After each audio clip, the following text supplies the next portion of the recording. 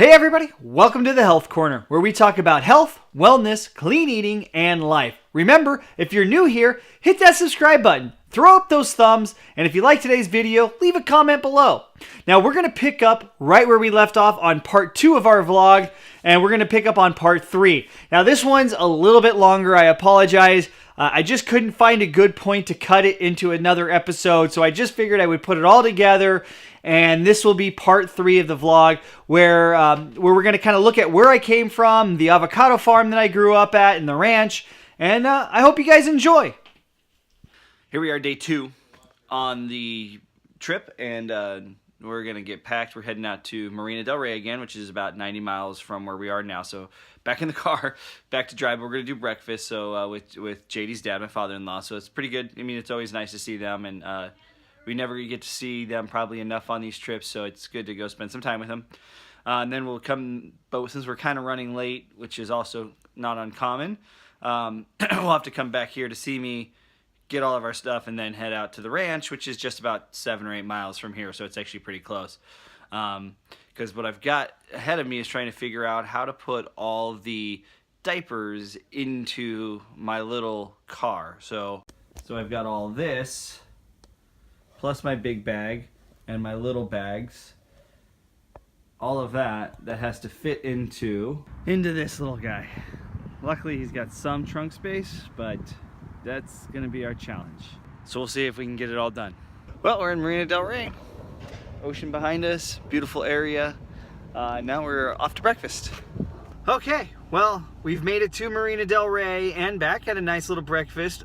My meal was unhealthy and decent. My wife's meal was healthy but not good. So what did we learn? Unhealthy food is always better. Just kidding, that's not what we learned. In fact, I feel like crap.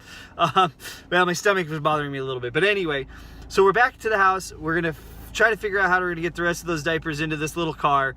And then I'm gonna visit my dad, and then we're heading out to the ranch, which I look forward to showing you guys here shortly. Anyway, we gotta figure out how we're gonna pack this car. Okay, the car is packed. You can see to the top almost. I can still see out the back window, so that's good. Now it's visited my dad, which is done. So now it's grocery store, then the ranch, and then relax for the night, and then get up first thing in the morning and make the 450 mile drive home, which will put us close to almost 1,100 miles on this trip. So it's been a busy, lots of driving trip. Anyway, we will talk with you soon. Well, we're at the ranch. Well, technically, we're at the dirt road. So this entrance is about 1.75 miles dirt road that we travel down. And then I used to go down every single day. In fact, I used to walk this when I was in school. I would get dropped off on the bus at the end of the dirt road, and I'd have to walk it to get to where I'm going. So I'm gonna go ahead and show you guys the dirt road.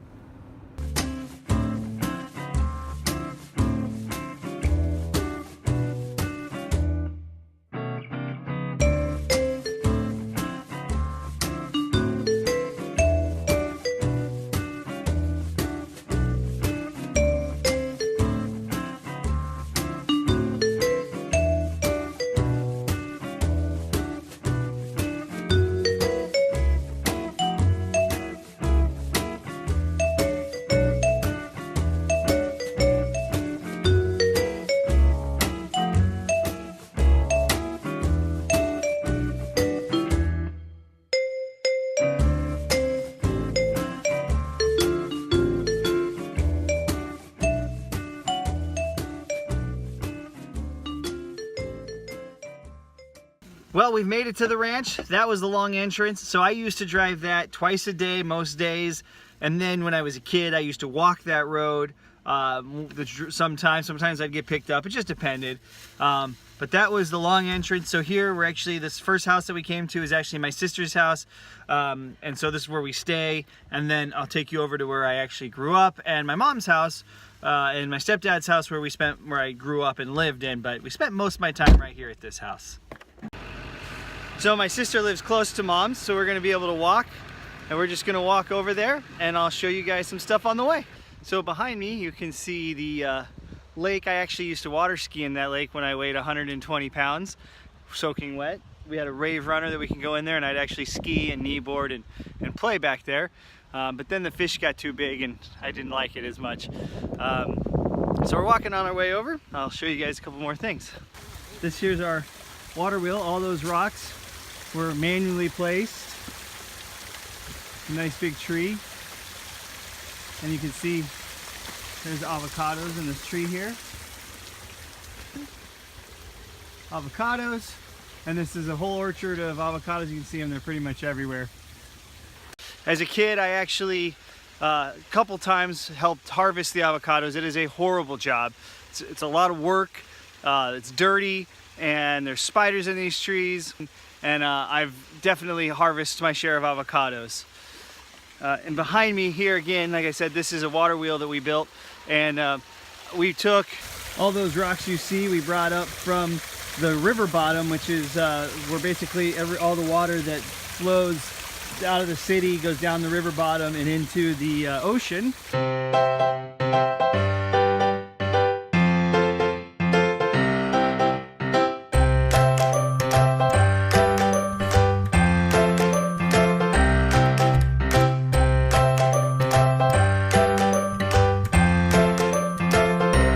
And over here we have my mom's house. So behind us is the old horse area, the chickens.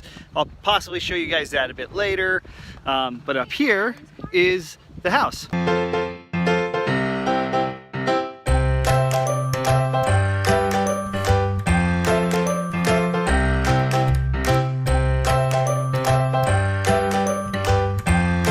And that here is where I grew up. Lived in a log cabin as a kid. And we'll show you more of that later. Okay, so it's short time. So now we're gonna take a walk around, go down to the chickens, feed those, take a look around, and I'll give you guys a little tour of the ranch. So right behind me was the first pond that was built here. Both the ponds I'm gonna show you were man-made.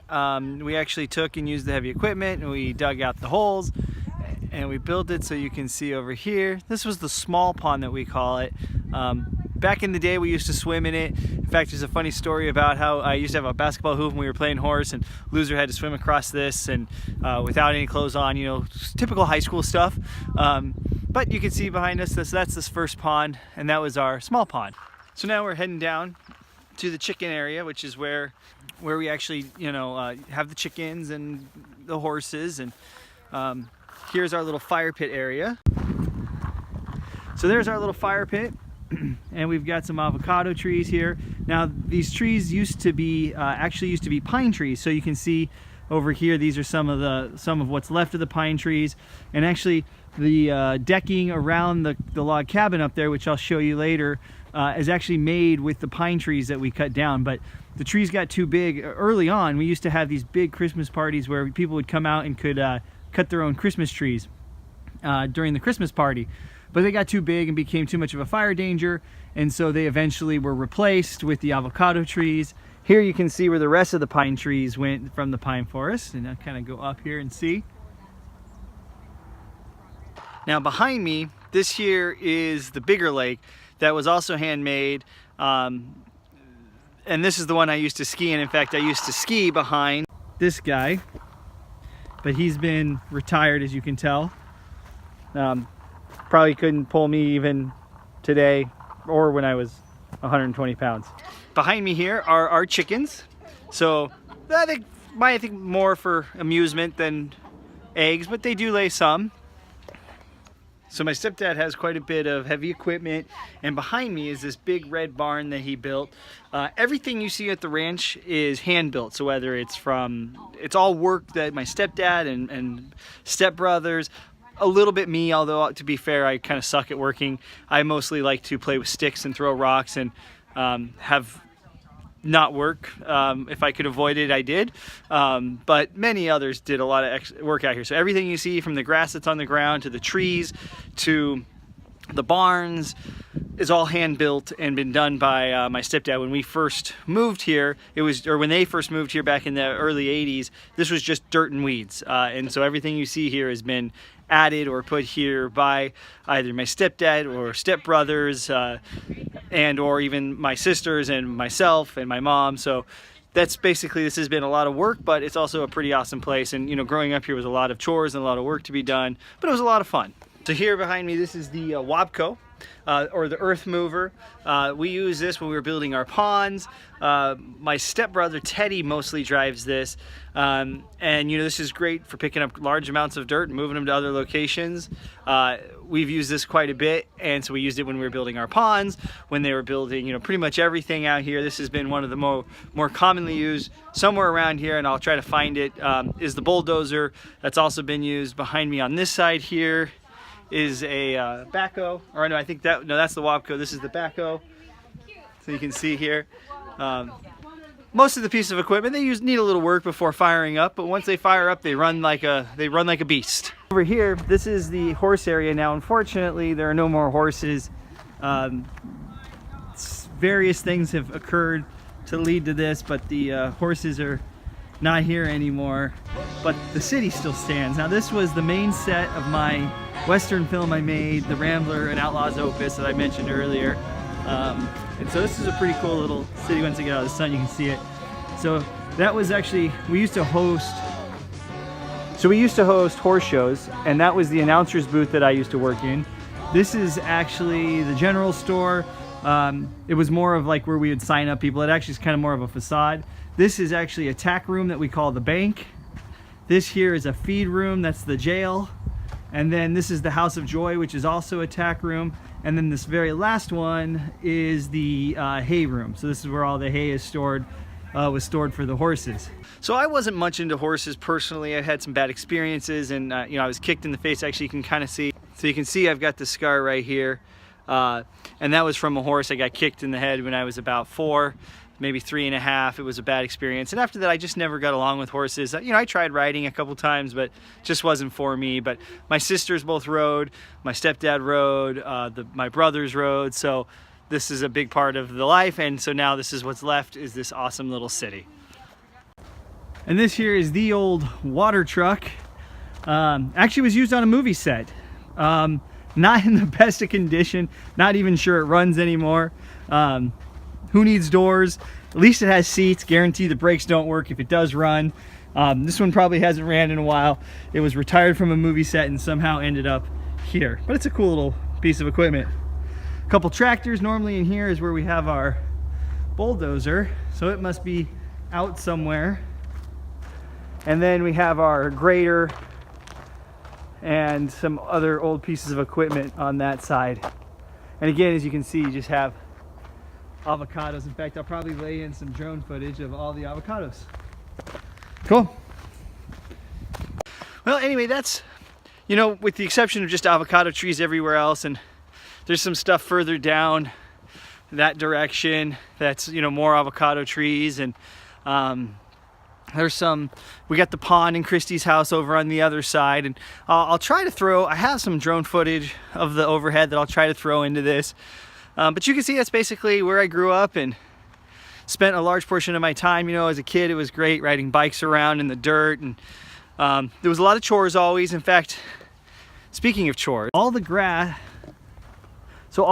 you see here on the ground was actually part of a reclamation project. And what I mean by a reclamation project is, you know, way back in the day, we used to have, sorry guys, we used to have an area back behind me where trucks would come and bring dirt and rocks, and occasionally if somebody was digging up their yard, they would bring sod. And so we would actually come in and we would take that sod out of these big piles and we'd bring them up and we'd plant it. So all the grass you see behind me, all the grass you're gonna see here in a second, was all reclaimed from that project. So when people would come, like I said, they brought brick and they brought all sorts of things. And so I'd come home from school and we'd actually go out to the land, to the fill, where we would fill with all this dirt and cement and stuff, and we would dig and pull out these huge clumps of grass, and we would actually plant them here in the ground. And that's what all the grass you see here is from that. But anyway, we're gonna head back to the house and I'll show you around the house a little bit, and then we're gonna have dinner.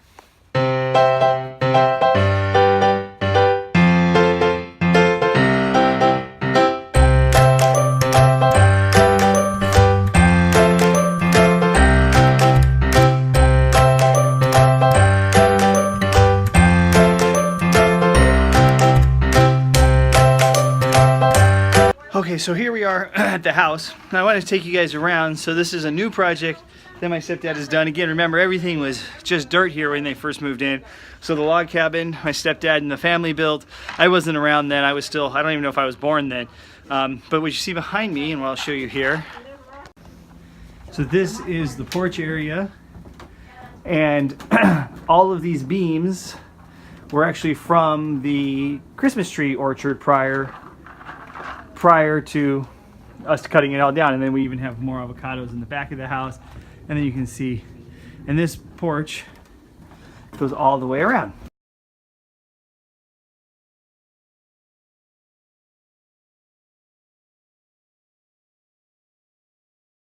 So anyway, that's the ranch. I've kind of taken you around, showed you some of the areas.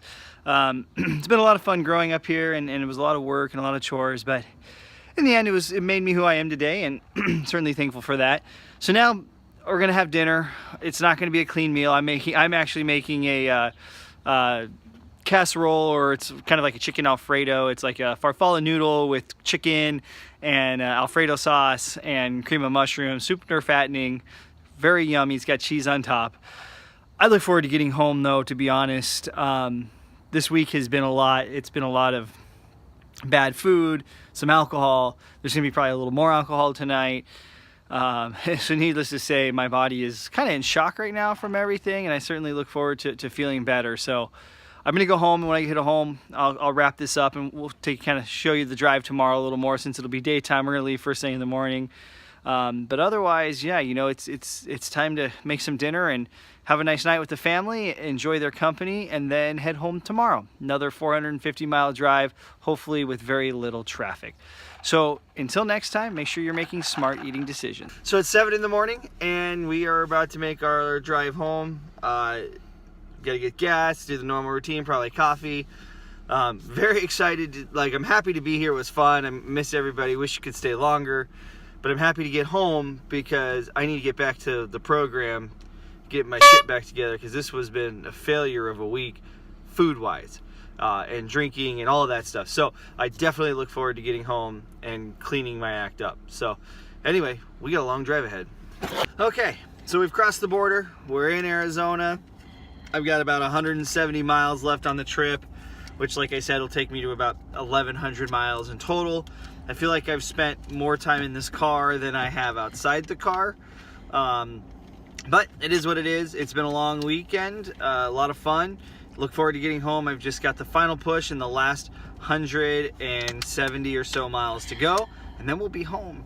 Yay! Yay! Can't wait.